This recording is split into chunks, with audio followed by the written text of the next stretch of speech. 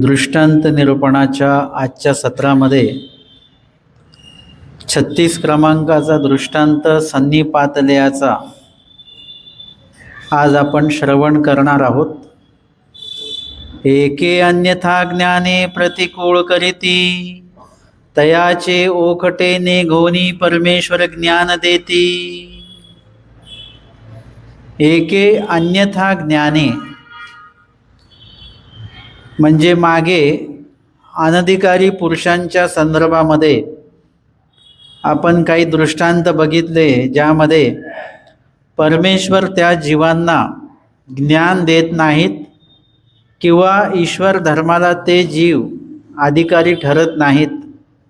आणि असंही जरी ज्ञान दिलं तरी देखील त्यांच्याकडे त्या ज्ञानाची जी काही स्फुर्दरूपता राहत नाही किंवा त्या ज्ञानाचं जे आचरण आहे, अनुपालन जे आहे ते जसं तसं राहत नसतं. आणि इंद्रवनाच्या दृष्टांतामध्ये आपण आधीचा जो दृष्टांत बघितला त्यामध्ये बघितलं की एखाद्याला निरूपणाच्या आक्रोशे करून जरी जबरदस्ती आपण त्याला अनुसरायला लावलं, अजून खाली येऊया, दीक्षा घ्यायला लावली, अजून थोडंसं खाली येऊया की वेश परिवर्तन करायला लावलं, अजून अलीकडे येऊया उपदेश घ्यायला लावला है ना. काही लोकांना आपण जबरदस्ती उपदेश देत असतो, त्याच्या मागे लागतो, उपदेश घ्याच आणि त्याची मानसिक स्थिती करून टाकतो की त्यांनी उपदेश घेतलाच पाहिजे. परंतु हे सगळं कशामुळे होत असतं? आपण त्याला सगळे मिळून त्या दबावामध्ये आणतो, म्हणून त्यावेळेला ती क्रिया तो आपल्या शब्दाखातर, दबावाखातर किंवा दडपणामध्ये येऊन ती क्रिया तो करत असतो. परंतु ते असं एखाद्याला जबरदस्तीने आपण एखादा विधी घडवण्याचा प्रयत्न केला आणि मग आपण धन्य मानायचं की मी एवढ्या लोकांना उपदेशाला तयार केलं, परंतु त्याचा उपदेश किती दिवस टिकला याला पण महत्त्व आहे. आणि म्हणून सांगतात की तो जास्त दिवस काही त्याचा तो विधी टिकत नाही, तो अविद्येसीची उठी. आणि आजच्या दृष्टांतामध्ये आपण बघणार आहोत, एके अन्यथा ज्ञाने प्रतिकूळ करीती. एखादा जो जीव आहे तो अन्यथा ज्ञानामुळे, अन्यथा ज्ञान कशाला म्हणतात?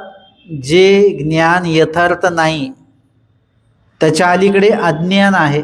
अज्ञान म्हणजे आत्यंतिक नेणीव, त्याला अज्ञान असं म्हणतात. ज्यांना काहीच माहिती नाही आहे त्याला अज्ञान असं म्हणतात. आणि अन्यथा ज्ञान म्हणजे चुकीची माहिती असणं, त्याला अन्यथा ज्ञान असं म्हणतात. आत्यंतिक नेणीव ते अज्ञान आणि आना ते आन म्हणणे ते अन्यथा ज्ञान. असं अन्यथा ज्ञान असलेले लोक भरपूर असतात बरं का. ते काय असं आपल्याला विचारतात, त्याच्यावरून ते अन्यथा ज्ञान त्याच्यामध्ये किती प्रमाणामध्ये भरलेलं आहे हे आपल्याला लक्षात येतं. आणि एखादा व्यक्ती अज्ञानामुळे किंवा अन्यथा ज्ञानामुळे प्रतिकूळ करीती म्हणजे ईश्वराला अनुकूल क्रिया करत नाहीत, प्रतिकूल क्रिया करतात, चुकीच्या क्रिया करतात, ईश्वराच्या विरोधात जाऊन त्या क्रिया करत असतात है ना. आमचे ह्याच गोष्टी जर का ज्ञानियाने केल्या तर चालणार नाहीत. अज्ञानी किंवा अन्यथा ज्ञानियाने जरी केल्या एखाद्या वेळेस ते आमचे स्वामी उपसहाण्यामध्ये घालतील. तो दृष्टांत आज सांगितलेला आहे. तयाचे ओखटे निघोनी, त्याचं ओखटे प्रतिकूळत्वे, त्याचं जे वर्तन आहे ते म्हणजे कसं आहे की ईश्वराचं प्रतिकूळत्व मनामध्ये ठेवून त्या प्रकारची क्रिया करणं. परंतु परमेश्वर मात्र त्याचं ओखटं मानून घेत नाहीत. जरी त्यांनी प्रतिकूल क्रिया केली, जरी त्यांनी ओखटी क्रिया केलेली आहे, तरी परमेश्वर त्याचे ओखटे मानत नाहीत, ते उपसहाण्यामध्ये घालतात. जसं लहान मुलाने जरी काही चूक केली, आपण म्हणतो काही हरकत नाही, तो लहान आहे, म्हणजे चूक तर झालेली आहे, नुकसानही झालेलं आहे, परंतु त्याच्या वयाकडे पाहताना तो अज्ञान आहे किंवा तो अन्यथा ज्ञानी असल्यामुळे आत्यंतिक नेणीव असल्यामुळे त्यांनी ती चुकी केलेली आहे, तर त्याचं आपण तेवढं काही मानून घेत नाही, ठीक आहे. तसे परमेश्वर, जो व्यक्ती यथार्थ ज्ञानी नाही आहे, त्यांनी जर का चुकीच्या क्रिया केल्या तरी त्याचं ते ओखट परमेश्वर घेत नाहीत आणि त्याला गोमटं करायचा प्रयत्न करतात. म्हणजे त्या ठिकाणी जर का कोणी ज्ञानी व्यक्ती असेल तर मात्र त्याचं ओखटं परमेश्वर घेतील आणि परत त्याला तो योग येणार नाही. पण अज्ञान अन्यथा ज्ञानी असेल तर त्याचं ओखटं तर घेत नाहीत, परंतु तरी देखील त्याला गोमट्याचा योग परमेश्वर घडवून देतात.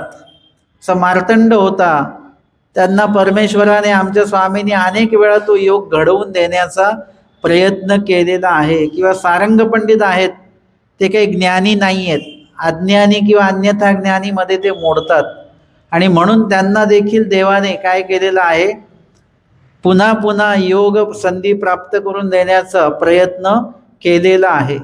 परंतु तयाचे ओखटे निघूनी परमेश्वर ज्ञान देते. आमच्या स्वामींवर सारंग पंडितांची बुद्धीच नाही आहे, तरीही आमचे स्वामी त्यांची ओखटे निघूनी तया ते परमेश्वर ज्ञान देती, म्हणजे ज्ञान देण्याचा त्यांना प्रयत्न करतात. इथे आमच्याकडे ब्रह्मविद्या आहे ती विचारा, किंवा मग वेळोवेळी त्यांना अनुसरणाच्या संदर्भात सांगतात, दादूस असतील काय किंवा सारंग पंडित असतील काय, त्यांना अनुसरणाच्या संदर्भात स्वामी सांगतात. परंतु या ठिकाणी मात्र तो जीव पुढे काय करतो हे दृष्टांतामध्ये येणार आहे. दृष्टांत आहे सन्निपातलयाचा. सन्निपात म्हणजे एक प्रकारचा तो ताप आहे, किंवा ज्याला डोक्यात तो ताप जाणं असं म्हणतात. डोक्यामध्ये ताप गेल्यानंतर थोडंसं काय होतं, माणूस बरळायला लागतो, काहीतरी अधवा तद्वा तो बोलायला लागतो. अशा प्रकारे ज्याला तो एक विशिष्ट प्रकारचा ताप आलेला आहे, किंवा डोक्यामध्ये ज्याच्या तो ताप गेलेला आहे, अशा त्या व्यक्तीचा दृष्टांत या ठिकाणी घेतलेला आहे. आणि तो दृष्टांत आमच्या स्वामींनी छर्दोबाच्या त्या प्रसंगावरून सांगितलेला आहे. उत्तरार्ध 481 क्रमांकाची लीळा या दृष्टांताच्या प्रकरण वशाची लीळा आहे. छर्दोबा भेटी, छर्दोबा जे आहेत त्यांची भेट झालेली आहे, म्हणजे त्यांची आणि स्वामींची भेट खूप आधी झालेली आहे. त्यांना देवाने आमच्या ज्ञानाचं दातृत्व देखील केलेलं आहे आणि त्यांनी आचरण देखील केलेलं आहे. त्यांच्या आचरणाची प्रशंसा देखील आमच्या स्वामींनी केलेली आहे. परंतु एवढं सगळं असून देखील मात्र पुढे काय झालं, थोडीशी अधोगती झालेली आहे. आणि त्यांना स्वामींनी एकदा जाताना बघितलेलं आहे आणि त्यावरून मग स्वामींनी काही निरूपण पण केलेलं आहे आणि दृष्टांत देखील सांगितलेला आहे. गोसाव्यांशी प्रातपूजा झाली. स्वामींना प्रातपूजा संपन्न झालेली आहे आणि भक्तजना अवसरू दिदला, आणि भक्तजनांना पूजा अवसराचा किंवा सेवेचा जो अवसर आहे, संधी आहे, ती आमच्या स्वामींनी दिलेली आहे. गोसावी विहरणा बीजे करीताती, आणि स्वामी विहरणाला बीजे करत आहेत. तव छर्दोबा येताती, आणि तेव्हा छर्दोबा स्वामींना असं येताना दिसलेले आहेत. छर्दोबा हे काही त्यांचं मूळ नाव नाही बरं का, त्यांचं मूळ नाव वेगळं आहे. एका मतानुसार त्यांचं नाव सारंगो असं आहे. परंतु छर्दोबा हे नाव का पडलं, कारण छर्दित अन्न, छर्दित म्हणजे वमन केलेलं अन्न त्यांनी ग्रहण केलं आणि त्यांच्या त्या क्रियेमुळे त्यांना ते नाव जे आहे त्या नावाने आपण लीळाचरित्रामध्ये त्यांना ओळखत असतो. आणि ते असे येत आहेत आणि त्यांचं जे एक वर्णन केलेलं आहे, हाती शेळी, त्यांच्या हातामध्ये काय आहे, शेळी आहे. डोईये पाळणा, डोक्यावर पाळणा आहे, त्याच्यामध्ये लहान मूल असणार आहे किंवा मुलासाठी म्हणून तो पाळणा आहे. कडिये लेकरू, त्यांच्या कडेवर एक लहान लेकरू आहे. पासी तैसिये परीची स्त्री, आणि तशाच वर्णनाची स्त्री पण आहे त्यांच्यासोबत, त्यांची पत्नी असणार आहे. ऐसे वाटा जाता ती, असं ते रस्त्याने चाललेले आहेत. स्वामींनी त्यांना बघितलं. गोसावी भगत जना दाखविले, आणि आमच्या स्वामींनी त्यांना दाखवलेलं आहे, भक्तजनांना दाखवलं. ते बघा, हे घ्या गा छरदोबा, हे छरदोबा आहेत बरं का. हे नामकरण आमच्या स्वामींनी त्यांचं केलेलं आहे. येथी चेनी बोधे बोधवंत, येथी चेनी बोधे बोधवंत म्हणजे कोण आहेत ते? बोधवंत व्यक्ती आहेत. आणि येथी चेनी बोधे म्हणजे आमच्या स्वामींनी श्रीमुखे त्यांना निरूपण केलेलं आहे. एरवी तर बोध कुठून येत असतो? हा परमेश्वराकडनंच येत असतो. आणि ज्ञान शब्दांचं जे काही म्हणजे ज्ञानाचे जे काही शब्द बोलल्या जातात ते अधिकरणांकडनं किंवा साधूंकडनं किंवा साधकांकडनं वासनिकांकडनं ते आपल्याला ऐकायला मिळतात. परंतु त्याची जी बीजरूपता आहे, त्याचा जो उमट आहे, तो कुठून येत असतो? ईश्वराकडनं येतो. आणि म्हणून आपण निरूपणाला बसताना 2 दंडवत घालून बसतात ना सगळेजण. जे बसत नाही त्यांच्यासाठी 2 दंडवत घालून बसायचे आणि 2 दंडवत उठल्यानंतर 2 दंडवत घालायचे आहेत. 2 दंडवत आपण बसताना निरूपणाला बसताना का घालायचे आहेत? कारण की त्यामध्ये आम्हाला देवाला प्रार्थना करायची. जे 2 दंडवत घालतो आपण ते काही निरूपकाला दंडवत नसतात, ते दंडवत देवाला असतात. की आम्ही जे आता श्रवण करणार आहोत ते आम्हाला बीजरूप झालं पाहिजे, त्याचा उमट झाला पाहिजे आणि ते आचरणामध्ये पण आलं पाहिजे. म्हणून ती विनंती आपण देवाला करायची असते आणि त्यासाठी ते दंडवत आहेत. आणि त्यानंतर मग जे आपण श्रवण करणार आहोत आणि ती विनंती जर का देवापर्यंत पोहोचलेली असेल तर आपल्याला परमेश्वरापासनं तिकडून त्या निरूपणाचा उमट होईल. नाही तर तुम्ही म्हणाल की आजचं निरूपण आम्हाला काहीच समजलं नाही.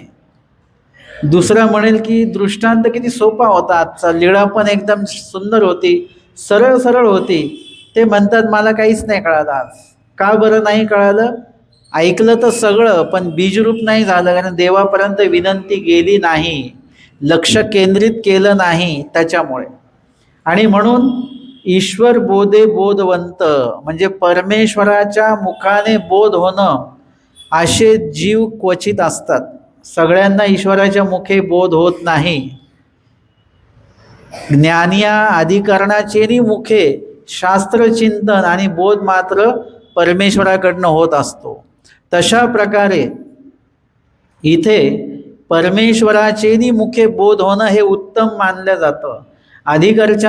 अधिकरणाचेही मुखे बोध होणं हे मध्यम मानलं जातं. आणि मग नंतर जसा आपला अधिकार असेल तशा प्रकारे एखाद्या साधारण भिक्षुकांच्या मुखाने किंवा एखाद्या वासनिकाच्या मुखाने देखील आपल्याला शास्त्र कळू शकतं. बोध मात्र परमेश्वराकडनंच येणार आहे.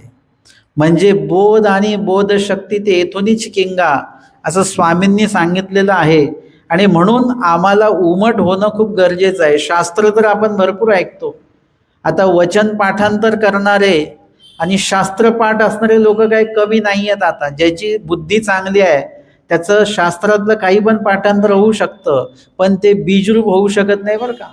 ते बीजरूप झालं पाहिजे. आणि ते बीजरूप तेव्हाच होईल जेव्हा ईश्वराकडनं ते बोध होईल, त्याच वेळेला ते बीजरूप होणार आहे. आणि म्हणून सांगतात की येथी चेनी बोधे बोधवंत म्हणजे ईश्वराच्या मुखाने बोध झालेला आहे. आणि मगाशी सांगितल्याप्रमाणे ईश्वराचीनी मुखे बोध होणारे जीव खूप कमी असतात. कारण की आमचे स्वामी सांगतात येथून एका दोघा आणि वानरेशापासून 7-5 म्हणजे ईश्वराकडनं उलट जास्त झालं पाहिजे की नाही. ईश्वराकडनं 7-5 जीवांना बोध झाला पाहिजे आणि वानरेशाकडनं 1-2 जीवांना बोध झाला पाहिजे. परंतु ईश्वराचीनी मुखे बोध व्हावा अशी योग्यता जोडलेले 2-3 असणार आहेत. म्हणजे कमी प्रमाणामध्ये असणार आहेत. 1-2 म्हणजे 3च नाही धरून चालायचे, कमी लोक असणार आहेत. आणि वानरेशापासून 7-5 म्हणजे जीवाकडनं जीवाला निमित्त करून जीवाला बोध होण्याची जी काही योग्यता जोडलेले लोक हे अनेक असणार आहेत. म्हणून आमच्या स्वामींपासून बोध झालेले लोक एकदम जीव जे आहेत ते एकदम कमी आहेत आणि भटोबासांपासून बोध झालेले जीव मात्र आम्हाला जास्त प्रमाणामध्ये बघायला मिळतील. आणि हे जे छर्दोबास आहेत या बाबतीमध्ये उत्तम होते बरं का, की आमच्या स्वामींच्या श्रीमुखे त्यांना बोध झालेला आहे. तयाची सरी न पवे चैतन्य विद्यावंत, येथीचा बोधवंत आणि तयाची सरी न पवे चैतन्य विद्यावंत. बोधवंताची जी काही महती आहे ती आमच्या स्वामींनी सांगितलेली आहे, किंवा ज्ञानियाची महती सांगितलेली आहे की सर्वात मोठा जो विद्यावंत आहे म्हणजे ज्याच्याकडे सामर्थ्य वगैरे आहे अशा प्रकारचा जो आहे तो देवतेचा म्हणजे मायेचा विद्यावंत आहे.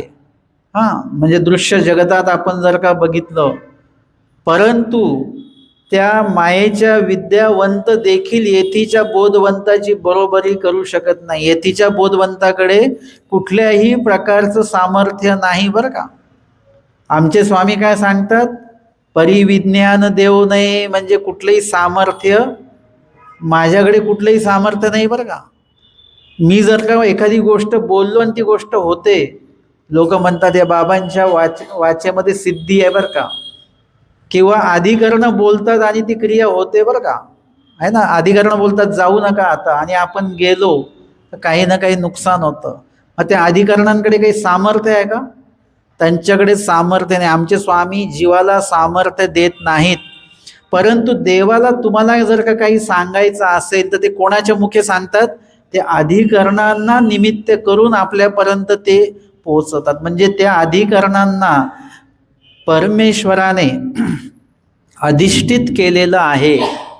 त्या परमेश्वराने त्यांना काय केलेलं आहे, त्या पदावर बसवलेलं आहे. देव आपल्याशी सरळ बोलू शकत नाहीत, पण अधिकरणाच्या माध्यमातून आमचे स्वामी म्हणजे काय सांगायचं असेल तर त्यांच्या मुखातनं आमच्यापर्यंत ते पोहोचवत असतात. आणि म्हणून सहसा अधिकरणांचा शब्द लोक टाळत नाहीत आणि तो टाळू नये. अधिकरण त्यांचा म्हणजे या ठिकाणी बोधवंत आहे, म्हणजे परमेश्वराचं ज्ञान झालेलं आहे आणि परमेश्वराच्या ज्ञानानुसार त्यांचं आचरण सुरू आहे. बोधाची व्याख्या केलेली आहे की जीवेश्वर भाव उमटणे त्याला म्हणतात बोध, किंवा चौ पदार्थांचं कार्य कारण स्वरूप लक्षण माहिती असणं. अर्थातच जीव देवता प्रपंच परमेश्वराचं बऱ्यापैकी माहिती असणे याला बोध असं म्हटलं जातं. ज्यांना जीव वेगळा आहे, देवता वेगळ्या आहेत, प्रपंच वेगळा आहे आणि परमेश्वर सकळाही पेक्षा वेगळे आहेत, हे सकळाही वैजात्य हे ज्यांना कळालेलं आहे ते आहेत बोधवंत. आणि जसं तसं ते जो काही बोध झालेला आहे, जो काही उमट झालेला आहे, ईश्वर कळालेला आहे, त्या ईश्वराच्या ठिकाणी अधिकाधिक आपलं आसक्तता ठेवणारे जे आहेत ते आहेत बोधवंत. इतर जीव देवता प्रपंचाच्या ठिकाणी अनासक्त जे आहेत ते आहेत बोधवंत. आणि अशा पद्धतीने या ठिकाणी आपल्याला लक्षात येतं की तयाची सरी न पवे चैतन्य विद्यावंत. येणे बोधे बोधवंता जे स्वस्थता आहात ते चैतन्य विद्यावंताला देखील ती स्वस्थता नाही बरं का. स्वस्थता तुम्हाला कळते का? आपल्याला स्वस्थता कळते म्हणजे कुठे काय स्वस्त मिळतं वगैरे, आपण ते स्वस्त शोधत असतो आणि ते स्वस्त शोधण्याच्या नादामध्ये अस्वस्थ होत राहतो बरं का. आपल्याला वस्तू स्वस्त मिळून जाते पण स्वस्तता मात्र आपल्याला कुठेच मिळत नाही, कुठल्याच क्रियेमध्ये मिळत नाही.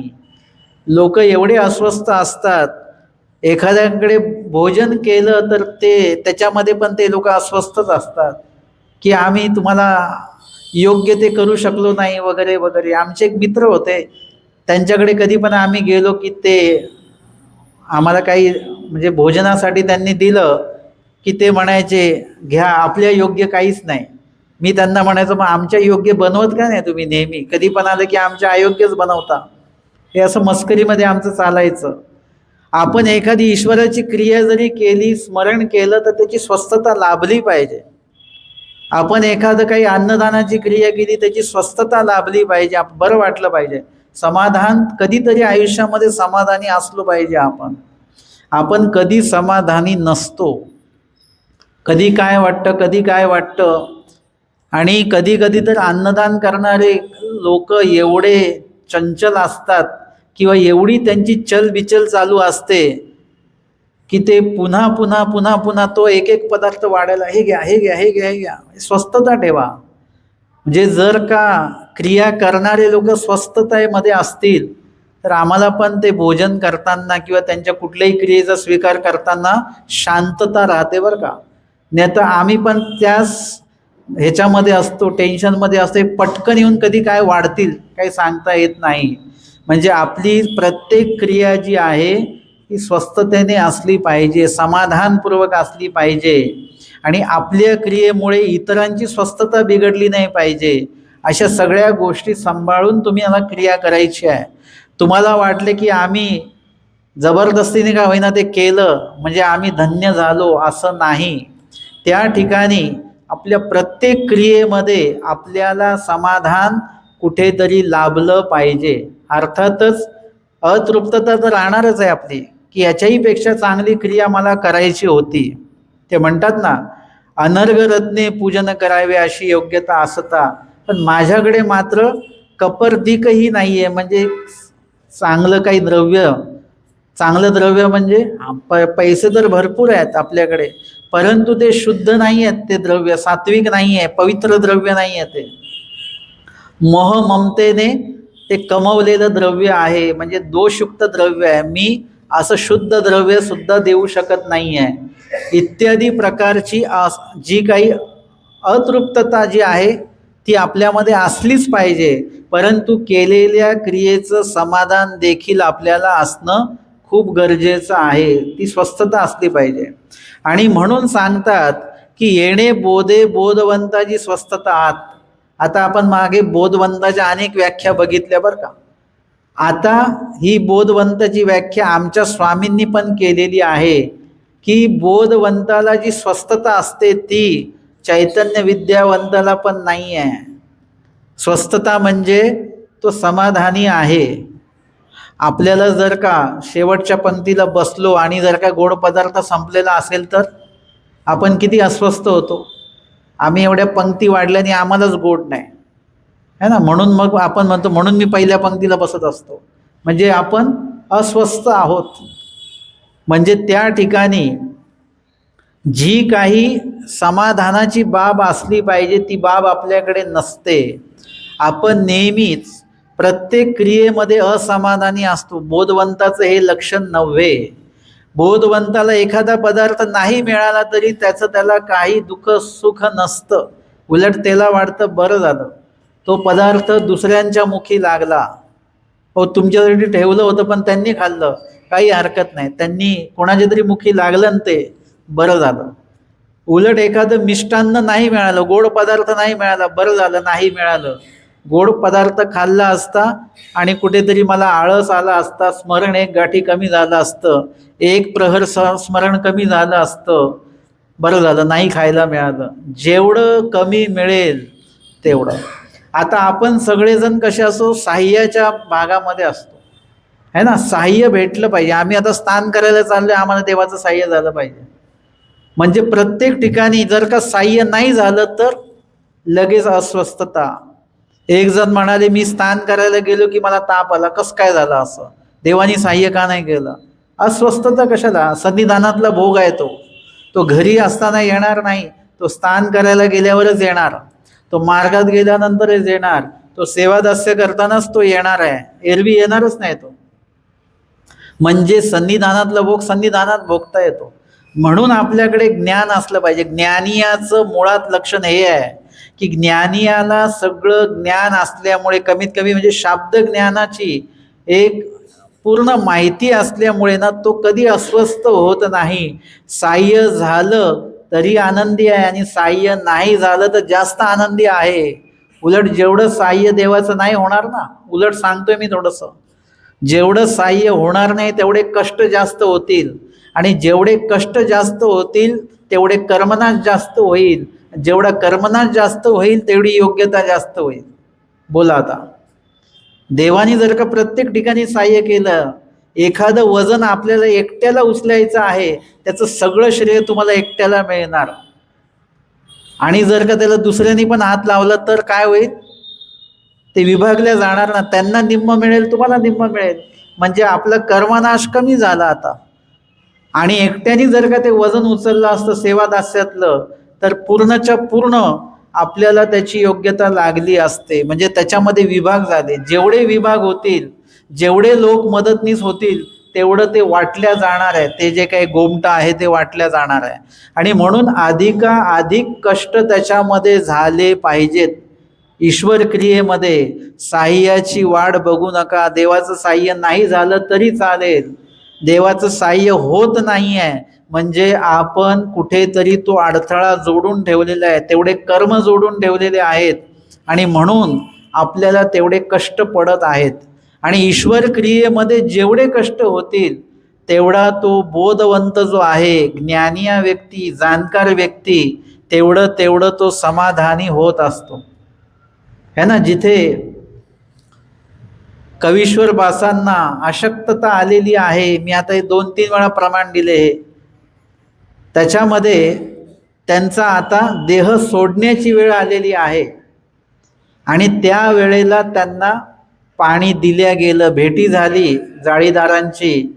आणि कवीश्वरबास त्यांना म्हणतात, कशाला तुम्ही पाणी दिलं मला, मी आता देवदर्शनाला निघालो होतो. म्हणजे काय अपेक्षा आहे त्यांची, साह्य व्हावं की न व्हावं. साह्य झालं नाही पाहिजे म्हणतात ते. म्हणजे पाणी मला का पाजलं तुम्ही, नसतं पाजलं तर माझं आत्मा निघून गेला असता, मी देवदर्शनाला गेलो असतो. म्हणजे साह्य न होण्यामध्ये पण साह्य आहे बरं का, ते शोधता आलं पाहिजे तुम्हाला. आम्हाला देवाचं साह्य होत नाही ह्याच्यामध्ये पण देवाचं साह्य आहे. अधिक कर्मनाश करून घ्यायचा आहे. आम्हाला देवाला वाचवायचं नाही आहे म्हणजेच देवाला दर्शन द्यायचं आहे. आम्हाला जगायची पडलेली आहे. बरं, आता इथे जगून देव दिसणार आहे का आम्हाला, नाही दिसणार. परंतु आम्ही जर का इथे निर्दोषपणे सरलो, अनुसरण दशेमध्ये आम्ही सरलो आणि जर का पुनःसंबंध जोडलेला असेल आणि जर का पुनःसंबंध जोडलेला असेल आणि मग जर का मृत्यू आला तर कोण भेटेल आपल्याला, परमेश्वर भेटणार आहे. मग आता जगायचं की मरायचं, बघा लक्षात घ्या. इथे मृत्यू होण्यामागे परमेश्वर भेट जर का असेल तर तो मृत्यू झालाच पाहिजे, या पद्धतीचं एक मानसिकता त्या ज्ञानियाची असते. इथे जगून माणसं बघण्यापेक्षा इथे मैलो आपण, तर जिथे आपण जन्मणार आहोत ते कदाचित आपण पुनःसंबंधी जन्मो, क्रियापूर्णत्वाचे देही जन्मो, किंवा ज्या देही परमेश्वर भेट देणारे त्या देही आपण जन्मणार आहोत. म्हणजे साह्य झालं नाही पाहिजे असं चर्यावंताचं म्हणणं आहे. आणि म्हणून तो काय करतो, साह्य होतं ना, पुरुष जवजव पळे तवतो विको पाठी लागे. तुम्ही जेवढा पदार्थांचा परिच्छेद कराल तेवढे पदार्थ तेच ताटामध्ये येतात बरं का. मी गोड बंद केलं तर मला गोडाचा आग्रह जास्त होतो, गोडच घ्या, गोडच घ्या, गोडच घ्या. म्हणजे काय आहे, पदार्थ मिळत राहतात परंतु ते म्हणतात नाही पाहिजे, नाही पाहिजे, नाही पाहिजे. जे वृक्षांना खाणारे जे आहेत ते फोडणी तोडणीचंही खात नाही, रसविकोही खात नाहीत, एकदम वृक्षांना खातात. मग त्यामध्ये सुद्धा बहुत प्रमाणामध्ये वृक्षांना मिळतं पूर्ण आहार, त्याच्यामध्ये पण चातुर्थांशच आहार घेतात. म्हणजे 100% आहार आहे तर 25%च आहार घेतात. अजून देहकृश लवकर झालं पाहिजे, लवकर देवदर्शनाला गेलो पाहिजे. त्याच्यामध्ये पण चातुर्थांश आहार, 25% आहार 3 वेळा घेणारे लोक आहेत. तर त्यामध्ये पण एक जण म्हणतात नाही मला एकच वेळ खायचं आहे, काही म्हणतात मी 2 वेळा खाणार आहे. म्हणजे त्यांच्या अधिकाराच्या अनुरूप ती आहार शोधणी होते आणि ते आचरण होत असतं. म्हणजे या सर्व जे अस्थिपरीचे नवपुरुष आहेत त्यांना साह्याचीच अपेक्षा नाही आहे मुळामध्ये. आणि म्हणून या ठिकाणी जे व्यक्ती साह्याची अपेक्षा नाही ठेवली तर उलट त्याच्यामध्ये आपलं अधिकाधिक, कवीश्वर बास म्हणतात की का मला तुम्ही पाणी दिलं, तेव्हा ते जाळीदार म्हणतात की ईश्वराची प्रवृत्ती तुम्ही जावं अशी नाही आहे, तुम्ही राहावं अशी आहे. म्हणजे ती परमेश्वराची प्रवृत्ती पण आपल्याला लक्षात घेता आली पाहिजे. आणि एवढं सगळं होताना आपण अस्वस्थ नाही झालो पाहिजे, हे बोधवंताचं लक्षण आहे. मला खूप लोक विचारतात, बाबा आपल्याला बोध झाला हे कसं समजावं? याचं उत्तर मला विचारायची आवश्यकता नाही. वचनामध्ये आम्हाला सगळ्या प्रश्नांची उत्तरं वचनामध्येच मिळतात. मी कुठून सांगतो तुम्हाला उत्तरं? मी काय तयार करतो का? मी तुम्हाला लिळेतनंच उत्तर देतो किंवा वचनाचंच उत्तर देतो किंवा दृष्टांतातनं देतो, यातनंच उत्तर द्यावे लागतात. आणि म्हणून आपल्याला वचनामध्ये उत्तर शोधता आलं पाहिजे. लिळेमध्ये, स्मृतिस्थळामध्ये आम्हाला उत्तर शोधता आलं पाहिजे. स्वामींच्या श्रीमुखीचं जे जे निरूपण आहे, दृष्टांत आहेत, त्याच्यामध्ये ते उत्तर आम्हाला शोधता आलं पाहिजे. त्याचं उत्तर आम्हाला वचनामध्ये भेटलं की येणे बोधे बोधवंता. बोधवंताला स्वस्थता आहे. आम्हाला स्वस्थता आहे का अस्वस्थता आहे? आम्ही निरोपणाला रोज ज्या जागी बसतो त्या जागी जर का दुसरा बसलेला असेल, त्या दिवशी आमची जळफळाट होते, है ना. त्यांना आपण म्हणतो उद्या इथे बसायचं नाही बरं, काही माझी जागा आहे. अस्वस्थता आहे आपली. किंवा निरोपणाला कमी लोक आले आणि मी अस्वस्थ होत असेल तर म्हणजे मी बोधवंत नाही. किती लोक येवत आणि किती लोक कमी येवत किंवा किती लोक न येवत, माझी धर्मवार्ता ही झालीच पाहिजे. कुणाच्या येण्या न येण्यामुळे मी अस्वस्थ नाही झालो पाहिजे. स्वस्थता माझी टिकून राहिली पाहिजे. तशाच पद्धतीने या ठिकाणी आपण कोण आहोत हे आम्हाला तपासता येत असतं. आणि जर का आपण स्वस्थता नसेल तर ती स्वस्थता तयार करा. यालाच कुठेतरी निष्काम कर्म देखील म्हणतात. यालाच कुठेतरी निर्हेतुक विधी देखील म्हणतात. कुठल्याच प्रकारचा हेतू मनात ठेवू नका. तुमची स्वस्थता जी आहे तुम्हाला प्राप्त होईल. आणि जर का तुम्ही अपेक्षाभूत आयुष्य जगलात तर तुम्ही कधीही आयुष्यामध्ये स्वस्थ राहू शकत नाही. नेहमी अस्वस्थच तुम्ही राहणार आहात. आणि म्हणून या ठिकाणी स्वामी म्हणतात, तयासी ऐसिया परिमळीनता आली. त्यांच्याकडे अशा पद्धतीने काय झालेलं आहे, मळीनता आली. म्हणजे येणे बोधे बोधवंत, आणि अशा प्रकारचे बोधवंत आहे, अस्वस्थ न होणारे, परंतु त्यांना देखील अशा प्रकारचं मळीनत्व आलं.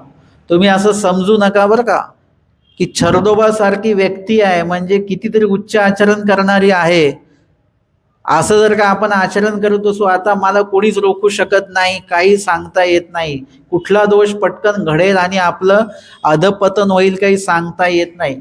वेगामध्ये आपली गाडी चालली आणि मध्येच काहीतरी एखादा खड्डा आला की लगेच अपघात होऊ शकतो, सांगता येत नाही. त्याकडे लक्ष देणं तेवढंच गरजेचं आहे. आणि म्हणून स्वामी सांगतात आऊसांना की जापा नायका हाती शेळी डोये पाळणा, ये कायाची ऐसे पुसापा. बघा त्यांच्या हातामध्ये काय आहे, हाती शेळी डोये पाळणा आहे. जा बरं त्यांना विचारा, एक कायाची ऐसे पुसापा, कोण आहात, कोणाचे आहात तुम्ही वगैरे असं विचारा. आऊसा गेल्या आणि विचारतात, हाय रे तुम्ही कायाची रे, म्हणजे तुम्ही कोणाचे कोण आहात? तेही म्हटले आम्ही नागा राऊळांची. काय म्हटलं पाहिजे होतं त्यांनी? आम्ही श्री चांगदेव राऊळांचे असं म्हटलं पाहिजे होतं. ते काय म्हणतात, आम्ही नागा राऊळांची. तेने म्हटले तुम्ही कोणाची? आऊसी म्हटले आम्ही गोसावियांची. ते म्हणतात तुम्ही कोणाचे आहात? ते म्हणाले आम्ही गोसावियांचे. आऊसांनी म्हटलं पाहिजे होतं आम्ही श्री चांगदेव राऊळांचे, श्री चक्रस्वामींचे आहोत. आमच्या आऊसा काय म्हणायचे, श्री चक्रस्वामी, श्री चक्रस्वामी असं आऊसा म्हणायचे. त्यांनी ते म्हटलं पाहिजे होतं, परंतु त्या म्हणाला की आम्ही गोसावियांचे. ते म्हणतात गोसावी कवन नागराऊळ. त्यांनी विचारलं गोसावी कोण, नागराऊळ का? येऊनी आऊसांनी पुढे काही त्यांना उत्तर दिलेलं नाही. आणि येऊनी आऊसा स्वामींपुढे सांगतात की बाबा, स्वामी म्हणतात काह्याची रे नागा रावळाचे, तिचे नावही नाही. आऊसांनी सांगितलं, मी त्याला विचारलं काह्याची रे, कोणाचे तुम्ही कोण आहात? त्यांनी सांगितलं आम्ही नागा रावळांचे आहोत. हे ऐकल्यानंतर आमचे स्वामी म्हणतात बघा काह्याची रे विचारल्यानंतर नागा रावळाचे ते म्हणतात येथीचे नावही नाही, असं स्वामींनी पुन्हा ते वाक्य काय केलेलं आहे, पुन्हा उच्चारण केलेलं आहे.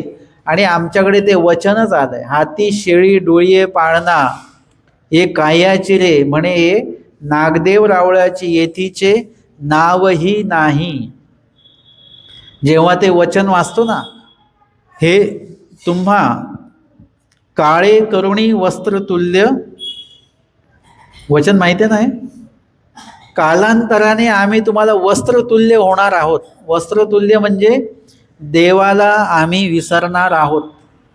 आत्ता सांगा, या क्षणाला आपण देवाचं नाव विसरू शकतो का? विसरू शकतो आपण? आत्ता एवढ्या वर्षाचे आपण उपदेशी आहोत, एवढ्या वर्षाचं नामस्मरण सुरू आहे, आपण देवाचं नाव कधीच विसरू शकत नाही. ही आत्ताची गोष्ट आहे. परंतु आपल्या जीवनातही जर का मळीनत्व आलं तर अशी वेळ येऊ शकते की आपण देवाचं नाव विसरू शकतो बरं का. लक्षात घ्या, आपल्या नेहमी संपर्कातला व्यक्ती आहे आणि तो व्यक्ती खूप वर्ष भेटला नाही तर आपण म्हणतो असं तोंडावर नाव आहे माझं, पण ते नाव लक्षातच येत नाही. काहीतरी बरंच नाव आहे त्यांचं असं आपण बोलतो, पण त्यांचं नावच येत नाही.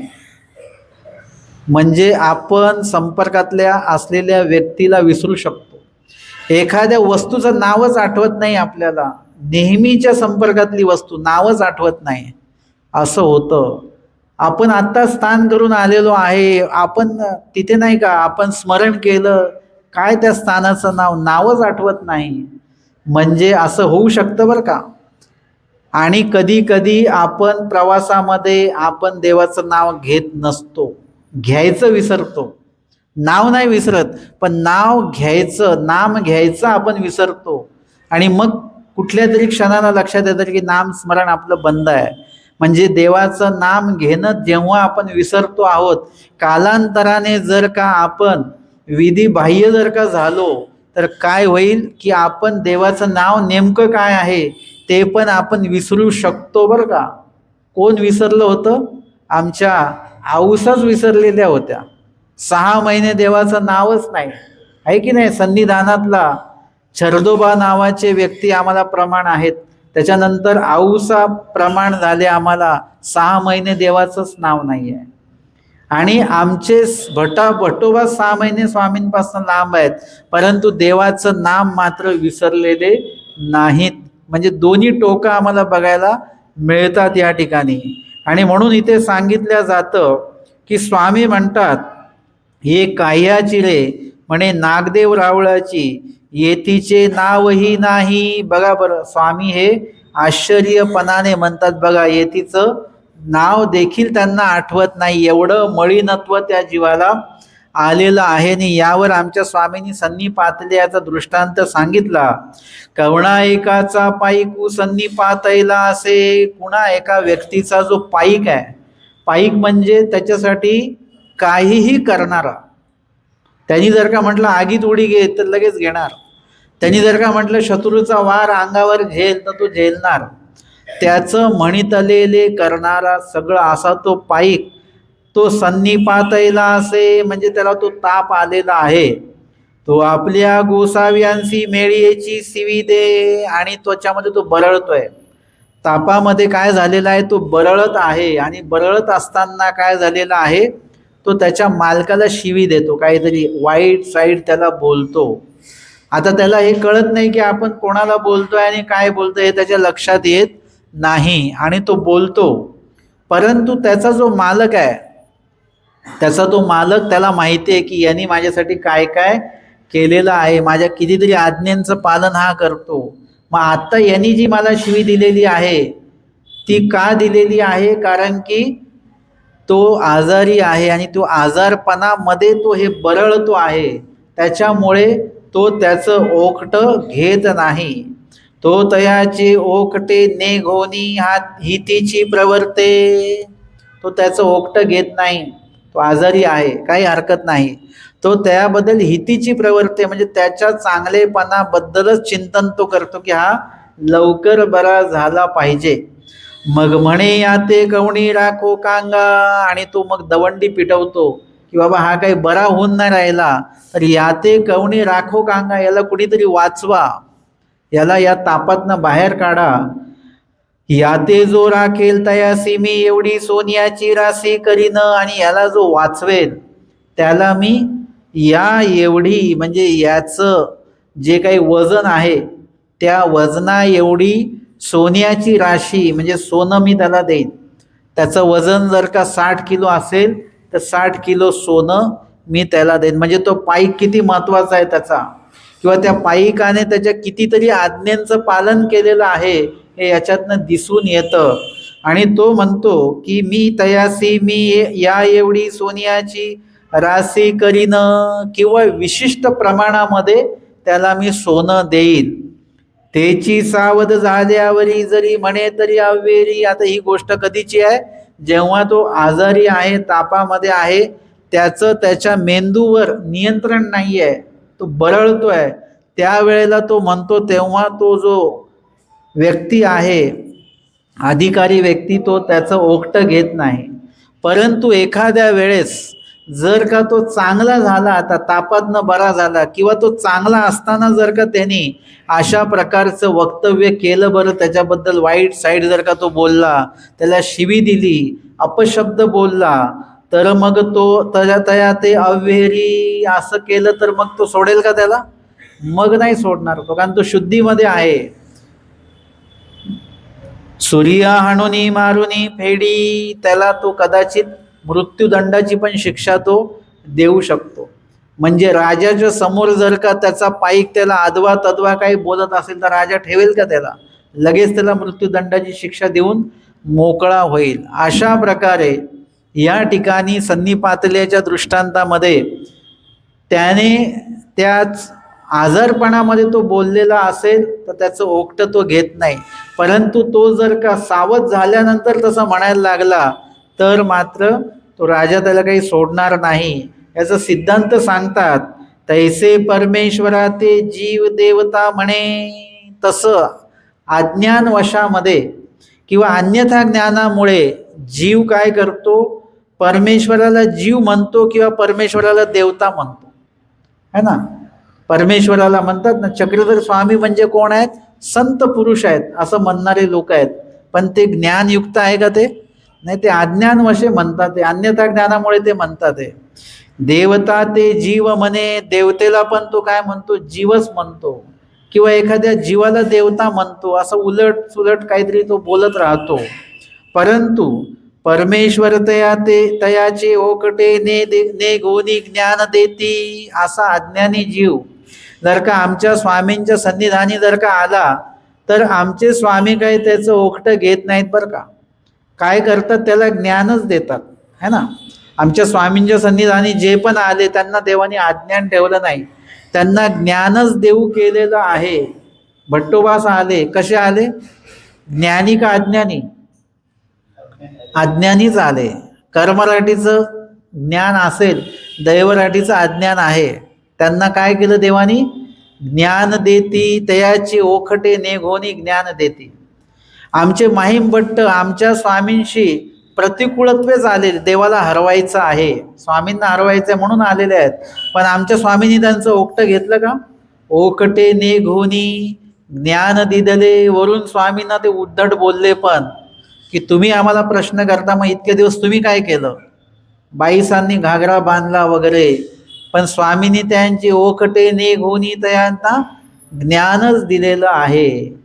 तशा पद्धतीने पुढे काय करतात?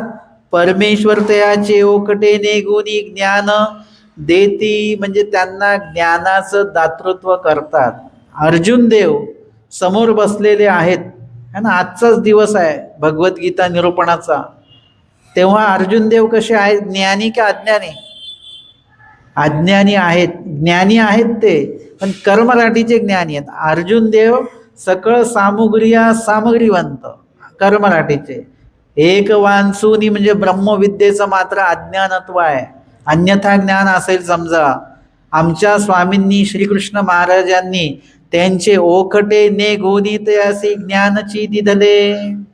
माईम भट्ट सकळ सामुग्रिया सामग्रीवंत कर्मराटीचे, षडशास्त्र संपन्न असलेले आणि अहंकार मनात असलेले, परंतु आमच्या स्वामींनी त्यांचं ओकटं घेतलं नाही.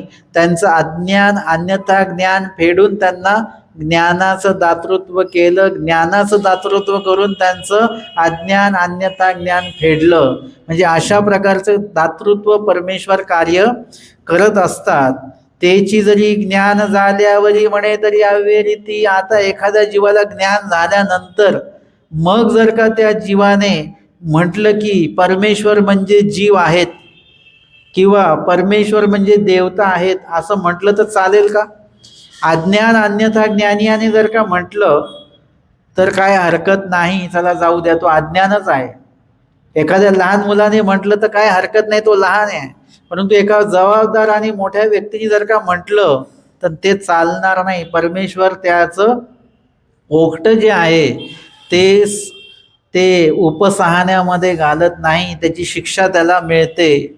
कदाचित तो विकल्पाकडे निघून जाईल किंवा त्याचं ज्ञान आहे त्याला मळीनत्व येऊ शकतं, इत्यादी प्रकारे त्याचं ज्ञान जे आहे ते मालवू शकतं. आमचे स्वामी सांगतात ना, काजळी पडे म्हणजे काय होईल, ते ज्ञान मालवेल. आणि जर का ते ज्ञान मालवलं की मग आम्हाला देवाचं काहीच आठवणार नाही. वचनं पाठांतर केलेले विसरून जातात लोक, आठवतच नाही वचनं. का बरं असं होतं? ते मळीनत्व आलेलं, आपण ह्याच्याकडे लक्षच देत नाही आहे. का मळीनत्व येतं, कशामुळे असं होतं, हे आपल्याला लक्षात आलं पाहिजे. आपल्यातले बदल, आपल्यामध्ये वाईट बदल होत असतील तर ते लक्षात आले पाहिजे. चांगले बदल झाले तर त्याची जाणीव आपल्याला झाली पाहिजे. आणि म्हणून इथे हा दृष्टांत आणि त्याचा सिद्धांत जो आहे तो आपण बघितलेला आहे. बाईसा म्हणतात, बाबा यासी हे काही झाले, या छर्दोबांना असं का झालं बरं? तेव्हा स्वामी म्हणतात, संगातव म्हणजे चुकीची संगत केल्यामुळे. आपण निरोपणाला जर का अन्यवार्ता करणाऱ्या व्यक्तीसोबत येत जात असू म्हणजे ती संगत चुकीची का बरोबर आहे? चुकीची आहे. आणि आपणच अन्यवार्ता करत असू तर आता खूपच चुकीची आहे गोष्ट. निरोपणाच्या आधी काय करावं? अन्यवार्ता कीजे आहे असं वचन आहे का देवाचं? हे मला तर रोजच सांगावं लागतं. बरं, ही इथली स्थिती नाही बरं का, सगळीकडची स्थिती हीच आहे. प्रत्येक ठिकाणी मला निरोपणाच्या आधी रोज सांगावं लागतं, स्मरण करा, स्मरण करा. लोक गाठ्या काढून बसतात, सगळेच नाही बरं का, काही लोक स्मरण करताना दिसतात देखील. त्यांच्या स्मरणाला मला कुठल्याही प्रकारचं डिस्टर्ब होत नाही. तुम्ही किती बडबड केली तरी माझं चिंतन चालू राहतं. पण दुसऱ्यांना तुमच्या बडबडीचा त्रास होऊ नये आणि त्याचं ओकटं तुम्हाला लागू नये आणि त्यांचं स्मरण ठाकू नये म्हणून मी ती सूचना देत असतो. नाहीतर मला पुन्हा पुन्हा काही सूचना द्यायची काही आवश्यकता नाही. एकदा सूचना दिली बस झालं. परंतु तुम्हाला त्या दोषातनं काढणं हे माझं देखील कर्तव्य आहे. उद्या मला असं वाटायला नको रात्री झोपताना की आपण जर का आज सूचना दिली असती तर कदाचित तेवढ्या वेळ का होईना अन्यवार्ता बंद झाली असते. कमीत कमी स्मरण नसतं केलं पण अन्यवार्ता तर बंद झाली असते. आपण सूचना दिली पाहिजे होती असं मला कुठेतरी वाटायला नको आणि अस्वस्थता व्हायला नको. म्हणून ती स्वस्थता टिकवण्यासाठी मी एकदा सूचना देऊन टाकत असतो. परंतु हे कशामुळे होतं? संगात म्हणजे आपली बडबडच का होते? आपल्या बाजूला अन्यवार्तावालेच का बरोबर बसतात? का आपला योग असा नाही की धर्मवार्तावाले आपल्या बाजूला का येत नाहीत बसायला? ते मागे किंवा पुढे का बसतात आणि आपणच अन्यवार्तावाल्यांच्या बाजूला का बसतो? किंवा आपणच अशा लोकांच्या बाजूला का बसतो की ज्यांच्या बाजूला बसल्यानंतर आपल्याला अन्यवार्ता करूशी वाटते? आपण का नाही विचारत त्यांना काल कुठला दृष्टांत झाला, काल कुठली लीळा झालेली बरं मला आठवत नाही आहे. आपण त्यांना वेगळेच प्रश्न विचारत राहतो. का बरं? संगातव म्हणजे ते बाजूला बसलेले सुद्धा तशाच प्रकारचे लोक आहेत की त्यांना भेटल्यानंतर अन्यवार्ताच करूशी वाटते, आपल्या धर्मवार्ता करूच वाटत नाही. किंवा बाजूला असेच लोक बसतात की जे धर्मवार्ता स्वतःच करत नाहीत, ते अन्यवार्ताच करतात, आपल्या त्या कानावर पडत राहतं. संगातव म्हणजे तुम्हाला जर का ईश्वराचरणात पुढे जायचं असेल तर तुम्ही कुणाचा संग करत आहात हे पहिले तपासून घ्या.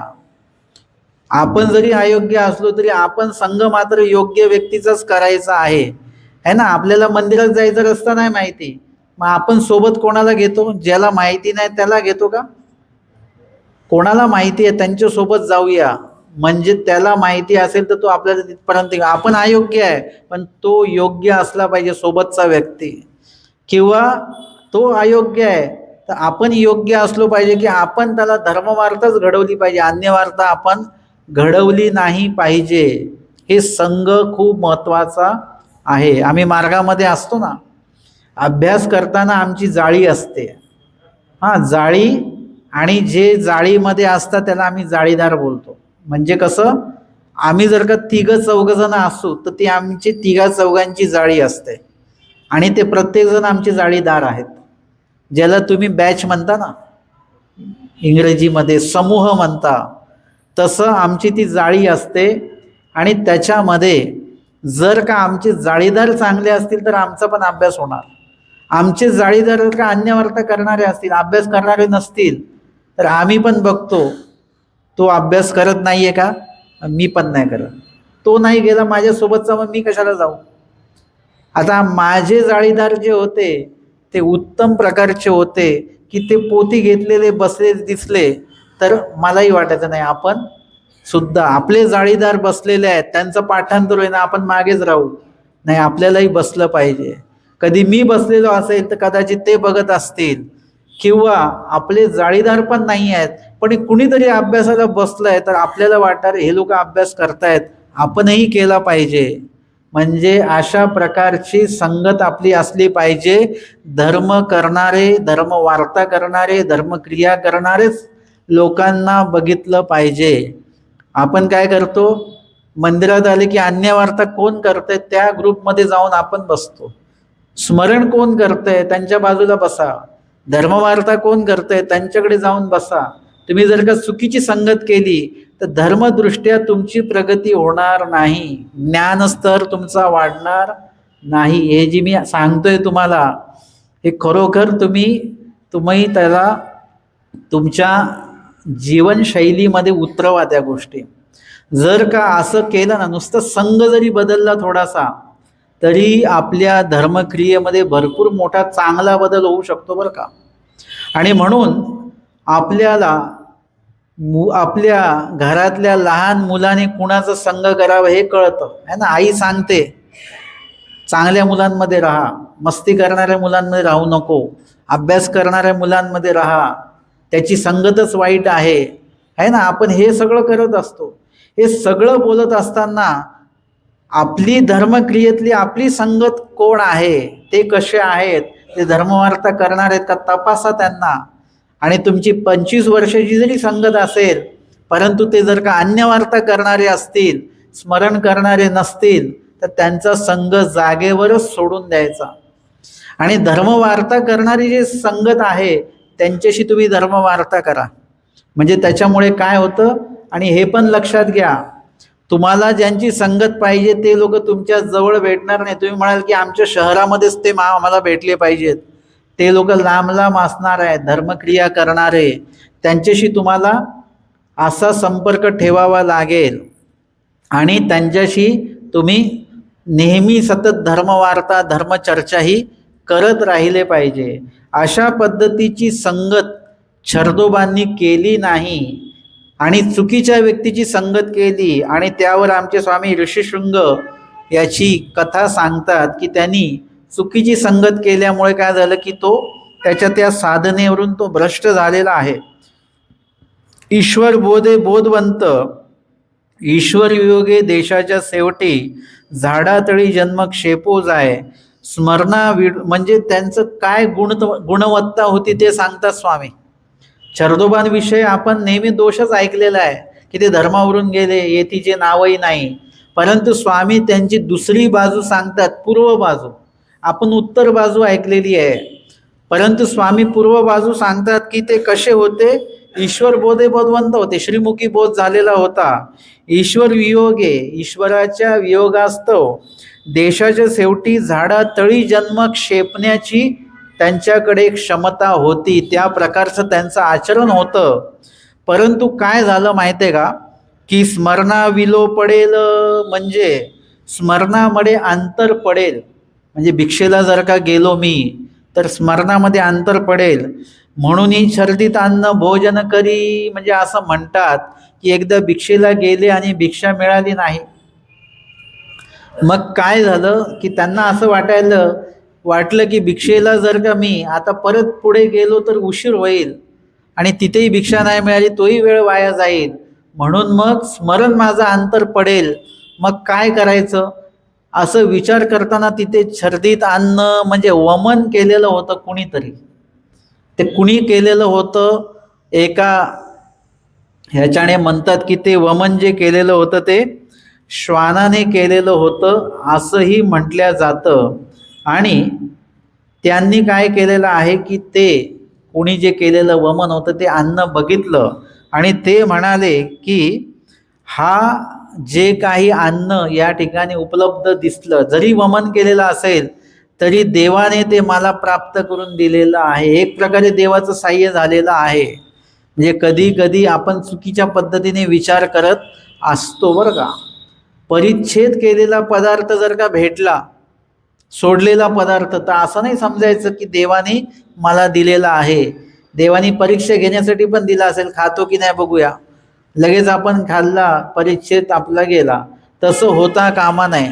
या ठिकाणी ते जे अन्न आहे ते स्वाभाविकपणे ते दिसलेलं आहे, परंतु त्यांनी त्याला साह्य मानलं आणि ते अन्न ग्रहण केलं. बघा आमचे स्वामी त्यांच्याविषयी बोलतात, हा ठाव वेरी घृणा जिंतली, म्हणजे या टोकाला त्यांनी घृणा जिंतली होती. आणि खरोखरच ही कमाल आहे बरं का. छर्दोबाची दुसरी बाजू सोडून द्या, ही बाजू मात्र वेगळी बाजू आहे की या टोकाला त्यांनी ही घृणा म्हणजे किळस जिंकलेली आहे. लक्षात घ्या, आपण स्वतः वमन केलेलं अन्न आपण बघतो का? वमन हा शब्द जरी काढला, मळमळ शब्द काढला, वमन तरी चांगला शब्द आहे, उलटी म्हटल्यानंतर लगेच आपल्याला मळमळून येतं. म्हणजे उगाचच शब्द ऐकूनच मळमळायला होतं.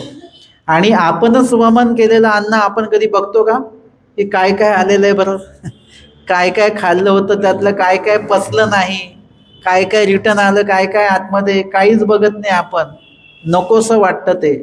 आणि ते छर्दित अन्न स्वतःचं स्वतः बघत नाही, परंतु ह्यांनी दुसरे कुणीतरी वमन केलेलं अन्न त्यांनी ग्रहण केलं. येतुली घृणा जिंतली, इतकी किळसावर त्यांनी नियंत्रण जिंकलं. म्हणजे जे काही ते जे घृणा असते, म्हणजे घृणा जिंकणं हे सगळ्यात कठीण गोष्ट आहे. जसं ते सांगतात, अशक्ताची सेवा असते ना, अशक्ताच्या सेवेला आपण औषध आणून देऊ शकतो, पैसे देऊ शकतो, त्यांना ॲडमिट करू शकतो, पण त्यांची सेवा करणं, अंगलक सेवा, बेडवरची सेवा करू शकतो का? सगळेजण नाही करू शकत बरं. क्वचितच लोक ते करू शकतात, कारण की आपल्याला त्यावेळी किळस वाटत असते. घृणा जिंकलेलेच लोक, किळस जिंकलेलेच लोक ती सेवा करू शकतात, अन्यथा कोणी करू शकत नाही. तया संगस्त वैसे झाले, आणि चुकीची संगत केल्यामुळे ते मळीनत्वा ते पावले. तो सवे तव एवं पर्यंत मेळे, म्हणजे सवेमुळे एक तर जीव एक तर उजळतीला जातो, नाही तर मळीनत्वाला पावत असतो, असं सांगितलेलं आहे. भक्तजनांनी विचारलं की कवणी परी ऐसे झाले, म्हणजे कशामुळे झालं, काय असं त्यांनी केलं. पुढे स्वामी म्हणतात की मागा झाडाचा तरसू लागला, म्हणजे काय झालं की छर्दित अन्न भोजन करावं हे स्वामींनी कुठे वचन सांगितलंय का? सांगितलंय का? वमन केलेलं अन्न ग्रहण करा असं सांगितलं देवाने? कुठंच नाही सांगितलं. लक्षात घ्या, आपण परत तिथेच येतो आहोत. आमचे स्वामी सांगतात, येत आधीन होईजे आणि येथोनी म्हणितले कीजे. देवानी जे सांगितलं ते करा. देवानी नाही सांगितलेल्या गोष्टी करत बसाल तर मळीनत्व येईल. बघा, काही लोकांना ज्ञान घेण्याचीच आवश्यकता वाटत नाही. त्यांना वाटतं आम्ही जे क्रिया करतोय ते बरोबरच आहे, आम्ही देवदेव करतो, आम्ही देवदेव करतो. पण देवदेव करणं कशाला म्हणतात? यासाठी ज्ञान घ्यावं लागतं. ज्ञान घेतल्यानंतर कळतं. जसं आता आपण अन्न जे खातोय ना, तुम्ही आहारशास्त्राचं ज्ञान घ्या, तुमच्या लक्षात येईल आपण खूप चुकीचा आहार घेतोय, आपण चुकीच्या वेळेला जेवतो आहोत, चुकीचे अन्न आपण खातोय, चुकीच्या पद्धतीने खातो आहोत. हे सगळं आपल्याला कधी कळेल? अन्नशास्त्राचा अभ्यास केल्यानंतर कळेल, आहारशास्त्राचा अभ्यास केल्यानंतर कळेल. तसं ज्ञानशास्त्राचा, ब्रह्मविद्येचा अभ्यास केल्यानंतर कळेल आपण जे देवधर्म जे म्हणत होतो तो मुळातच देवधर्म नाही आहे. हे तर देवानी कुठेच सांगितलं नाही, उगाचच आपण करतो एवढ्या दिवसाचं. आता इथे छर्दोबांनी पण देवानी नाही सांगितलेलं केलंय. आमच्या स्वामींनी जरी त्यांची प्रशंसा केलेली असेल, परंतु ते विहितामध्ये मोडत नाही. आमचे स्वामी काय सांगतात? एकी दी न मिळे, नाही मिळालं, दुसरा दी न मिळे, तिसरा दी न मिळूची नाही, मिळणारच नाही का? मिळेल. आणि तिसऱ्या दिवशी नाही मिळालं तर तिसऱ्या दिवशी जर का जीव गेला तर ईश्वर भेटणार आहेत. परंतु स्वामींनी वमन केलेलं अन्न का असं सांगितलं नाही, विकल्पजनित अन्न का असं पण सांगितलं नाही. नाही तर नाही, उपाशी राहायचं. आणि त्याचं प्रात्यक्षिक कोणी दाखवलंय आम्हाला? एकी दी नाही मिळाली भिक्षा, दुसऱ्या दी नाही मिळाली, दंते गोपाळबास है ना, 3 दिवस उपाशी राहिले, परंतु छर्दीत अन्न ग्रहण केलं का? किंवा विकल्प पद्धतीत अन्न ग्रहण केलं का? कुठलं सहेतुक अन्न ग्रहण केलं का? नाही केलं. म्हणजे हे आमच्या साधनवंताचं आचरण. देवाने सांगितलं तेच करायचं, देवाने नाही सांगितलं ते नाही म्हणजे नाहीच करायचं. यांनी ते केलं आणि त्याच्यामुळे काय झालं? ईश्वर, आमच्या स्वामींनी काय सांगितलं? शोक्ती, शास्त्रोक्ती, लोकोक्ती. एवढं तरी एक लक्षात घ्या, तुम्ही जे विधी करता आहेत ते शोक्ती, शास्त्रोक्ती, लोकोक्तीमध्ये मोडतात का ईश्वरोक्तीमध्ये मोडतात? तुम्हाला श्री चक्रधर स्वामींनी सांगितलेलं आहे का तुम्हाला कुठल्या तरी जीवानेच सांगितलेलं आहे? तुम्ही लीळाचरित्रातलं म्हणितलेले करत आहात की दुसऱ्या कोणीतरी सांगितलेले करत आहात? हे तपासून बघा. उगाच आपला वेळ वाया घालवू नका. आपला वेळ उपयोगी गेला पाहिजे. तुम्ही जे द्रव्य खर्च करता ते उपयोगी गेलं पाहिजे, अन्न दान करता ते उपयोगी गेलं पाहिजे, जे तुम्ही वेळ देताय धर्मक्रियेसाठी तो उपयोगी गेला पाहिजे, तो अनुपयोगी गेला नाही पाहिजे. आणि त्यासाठी ज्ञान घेणं गरजेचं आहे आणि ज्ञानानुसारच आचरण. छर्दोबासांकडे ज्ञान सगळं आहे, पण ज्ञानानुसार आचरण करता करता एकच दोष घडला, भरपूर दोष नाही घडले, एकच दोष घडला आणि त्या एका दोषाने दुसऱ्या दोषाला जन्म दिला. अविदिते प्रसवे है ना. वमनाचंच उदाहरण घेऊ. आपल्याला वमन झाल्यानंतर लगेच अशक्तपणा येतो की नाही? उलटी झाली की लगेच लक्षात येतं की आपल्याला अशक्तपणा आलेला आहे. अशक्तपणा येण्यासाठी दुसरं काही करावं लागतं का? नाही. वमन झालं हा एक दोष, वमनामुळे अशक्तपणा येतो, अशक्तपणामुळे आपण आजारी राहतो, दुसरं काही खात नाही म्हणून अजून अशक्तपणा वाढतो. म्हणजे एक दोष अनेक दोषांना, एक आजार अनेक आजारांना जन्म देत राहतो. त्या पद्धतीने स्वामी सांगतात की हा दोष घडल्यामुळे काय झालं की मागा झाडाचा तरसू लागला. म्हणजे एका झाडाखाली बसल्यानंतर त्यांना स्वस्थता मिळत नव्हती, त्रस उत्पन्न झालेला. गावोनी गावा जाती, एका गावावरून दुसऱ्या गावाला जातात, दुसऱ्या गावावरून तिसऱ्या गावाला जातात. एकी गावी झाड सत्वस्त मीनले, एका गावाला गेले आणि तिथे झाड त्यांना सत्वस्त त्यांना वाटलं. त्या ठिकाणी 3 दी पाळले, 3 दिवस त्या ठिकाणी त्यांनी घालवलेले आहेत. आणि चौथा दी एक जण आले, कुणीतरी आले, त्या शेताचा मालक कोणीतरी, तो त्यांच्या जवळ बसला. त्यांनी काय केलं?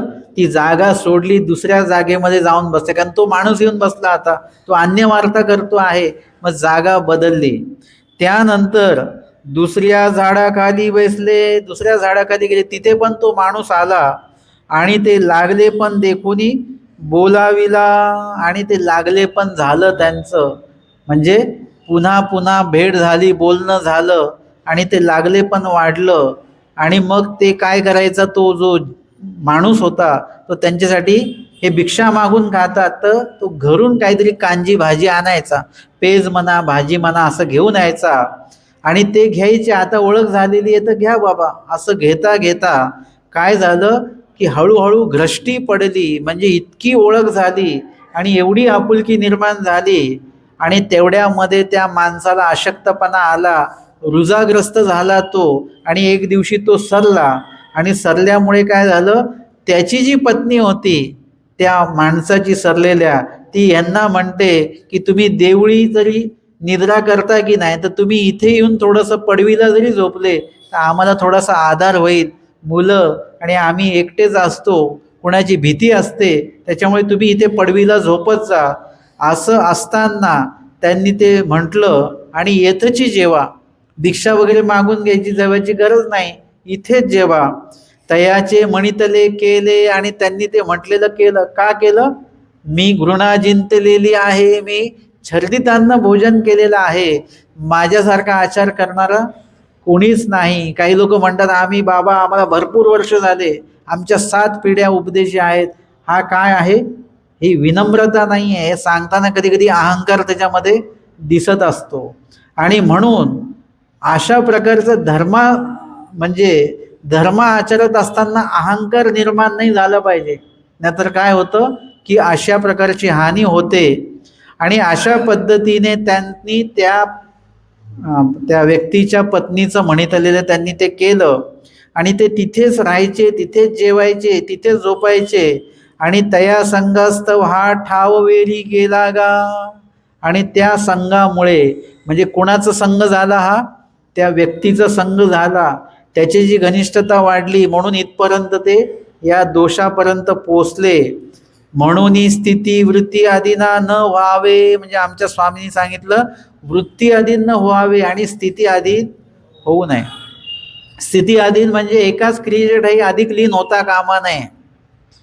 आणि वृत्ती आधीन न व्हावे म्हणजे अधिकारापेक्षा अधिक आचार करायचा नाही आणि अधिकारापेक्षा कमी देखील आचार करायचा नाही. तुमचा आचाराचा अधिकार काय आहे तो समजून घ्या पहिले, आणि तेवढाच आचार करायचा आपल्याला आहे. आपली स्वस्थता बिघडेल असं आचारामध्ये कमी जास्तपणा करायचा नाही. आचार वाढवा थोडंसं, आणि स्वस्थता टिकली तर आचार वाढवा, ठेवा, अजून वाढवा. स्वस्थता टिकली पाहिजे, अस्वस्थता वाटली तर परत मूळ आचारावर आपला जो आहे त्याच्यावर या. एका झाडाची सवय न व्हावी. स्वामींनी काय सांगितलं? स्मरण करताना एका झाडाची सवय न व्हावी, आणि निरूपण ऐकताना एका खांबाची सवय न व्हावी, म्हणजे एका जागेची सवय होता कामा नये. म्हणजे आपली जी जागा आहे ती बदलती असली पाहिजे.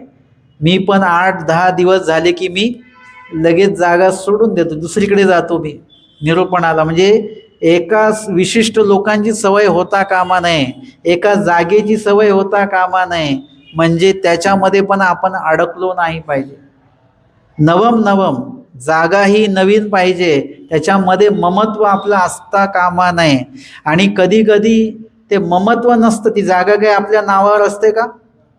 परंतु इथे दुसरं कोणी बसला उद्या तर अरे माझ्या जागेवर कसं काय बसला, मला पण ते वाटू शकतं. कधी? जेव्हा मी इथे बहुत काळ या जागेवर बसलेला असेल त्यावेळेला मला पण या जागेशी ममत्व तयार होत असतं. आणि म्हणून एका स्थानाची सवय न व्हावी, हे पण आमच्या स्वामींनी सांगितलं.